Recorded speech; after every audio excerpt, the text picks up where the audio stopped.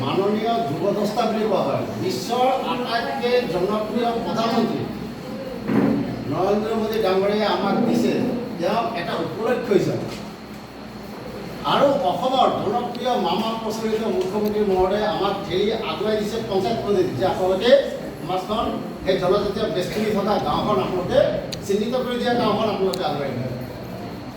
এতিয়া আমাৰ পাল পৰিছে আমাৰ দায়িত্ববোধ পৰিছে মূল্যবোধ পৰিছে মূল্যাংকন কৰিব দিছে যে আমি কেনেকৈ আমি উৎকৰ্ষ আমি কৰিম বুজি পাইছা কথা এইটো এটা জনজাগৰণ সভা ইয়াৰ মাধ্যমত এইখন গাঁও বাৰবাৰ মই কৈছোঁ যোনটোৱে গাঁওখন এইটো চেণ্ট্ৰেল গভৰ্ণমেণ্টে ৰিকগনাইজ কৰে গাঁও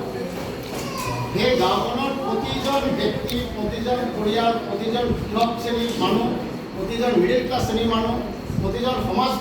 মূল্যবোধ থকা মানুহ প্ৰতিজন শিক্ষক প্ৰতিজন ৰিটায়াৰ্ড টিচাৰ প্ৰতিজন সমাজকৰ্মী প্ৰতিজন মহিলা প্ৰতিজন আইনমন্ত্ৰী শিশু সকলো